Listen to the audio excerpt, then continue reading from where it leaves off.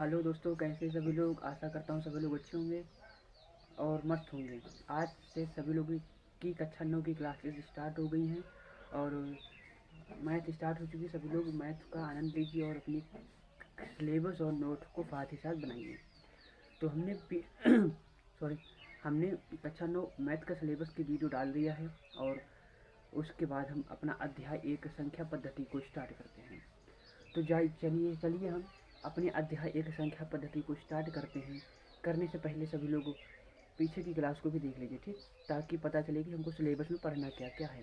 चलिए भाइयों, अब बात करते हैं संख्या पद्धति की। ठीक, देखो, कक्षा 9 गणित अध्याय 1 संख्या पद्धति, इंग्लिश में बोलते हैं नंबर सिस्टम। ठीक, चलिए सबसे पहले बात करते हैं, हमारा टॉपिक आता है संख्या रेखा क्या है। ठीक, सबसे पहले बात करते हैं संख्या रेखा क्या है। देखो, यानी किसी भी रेखा पर संख्या को निरूपित करना ही संख्या रेखा कहलाता है। देखो, संख्या पर रेखा पर संख्या को निरूपित करना संख्या रेखा कहलाता है ना। ये हमारी क्या है, संख्या रेखा है। बीच में जीरो है। इधर जितनी भी संख्या लिखेंगे धनात्मक संख्या होंगी और इधर जितनी भी संख्या होंगी हमारी ऋणात्मक संख्याएं होंगी। ठीक, एग्जाम्पल की सहायता समझते हैं। जैसे कि हमारा ये यहाँ जीरो है, हमने 1 2 3 इधर 1 से 3 तक नंबर को दर्शाया है और इधर ही -1 -2 -3 के नंबर को दर्शाया। ठीक, यानी इस तरह से हम संख्या पद्धति पर किसी भी नंबर को डिनोट करते हैं। इतनी बात समझिए। अब बात करते हैं संख्या पद्धति की मूलभूत संकल्पनाएं। ठीक, संख्या पद्धति की मूलभूत संकल्पनाएं, इसमें सबसे पहले बात करते हैं हम प्राकृत संख्या क्या है। ठीक, प्राकृत संख्या क्या है समझिए जरा, क्या लिखा है, जिसकी सहायता से गणना की जाती है, जिसकी सहायता से गणना की जाती है प्राकृत संख्या कहलाती है। ठीक, जिसकी सहायता से गणना करते हैं उसे प्राकृत संख्या कहते हैं। ठीक, अब इसे n से दर्शाते हैं। ठीक, इसे n से दर्शाते हैं। काफ़ी लोग सोचेंगे सर जी इसमें n से क्यों दर्शाते हैं। भैया, प्राकृत संख्या को अंग्रेजी में बोलते हैं नेचुरल नंबर।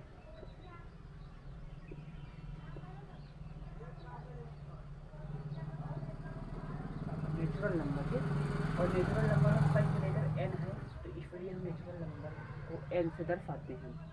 ये कहाँ से शुरू होती है, 1 2 3 4 5 इस तरह से डॉट डॉट। ठीक, ये हमारी क्या होती है, प्राकृत संख्या है। एक क्वेश्चन आता है कि सबसे छोटी प्राकृत संख्या क्या है भैया, तो सबसे छोटी प्राकृत संख्या हमारी क्या है, 1 है। सबसे छोटी प्राकृत संख्या क्या होती है, 1 होती है। ठीक, इतनी बात समझिए। अब देखो, पूर्ण संख्या क्या है, पूर्ण संख्या यानी होल नंबर, यानी प्राकृत संख्याओं के साथ शून्य को भी जोड़ती।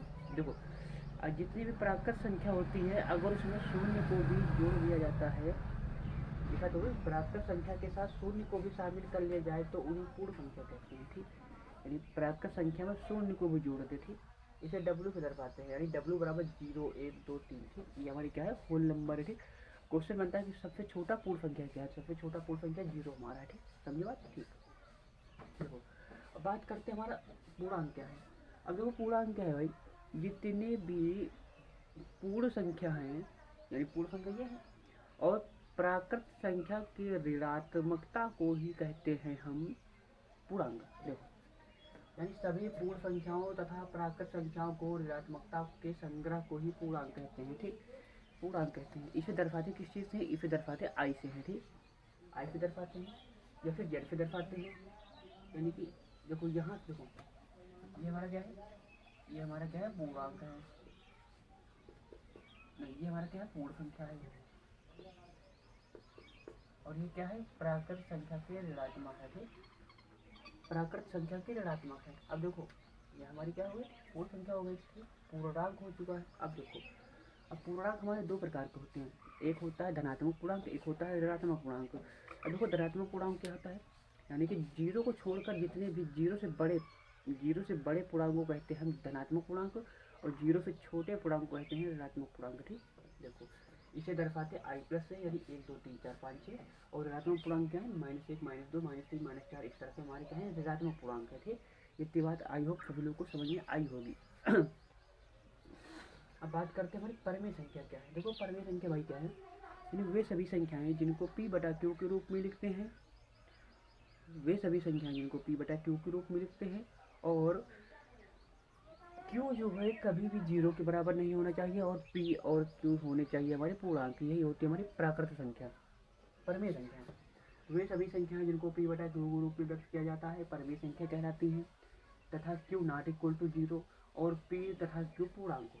ठीक, ये हमारी कंडीशन है। क्यू संख्या को लिखने में पी बटा क्यू के रूप में नीचे जीरो ना हो और पी और क्यू हमारे पूर्णांक हो। एग्जाम्पल देख लेते हैं, जैसे -1/2 है, ये भी ऊपर पी नीचे क्यू। ये एग्जाम्पल हमारा 6/3, 9/5, 10/4, ये हमारी क्या है एग्जाम्पल परमेय संख्या के हैं। तो दोस्तों आज हमने परमेय संख्या तक के टॉपिक को क्लियर किया। इसके आगे हम बात करेंगे कुछ फार्मूले हैं, इसके बाद हम एक्सरसाइज को क्वेश्चन को स्टार्ट कर देंगे। ठीक, आई होप सभी लोग को आशा है कि क्लास समझ में आई होगी। अगर समझ में आई तो जरूर लाइक कीजिए, शेयर कीजिए, सब्सक्राइब कीजिए। धन्यवाद।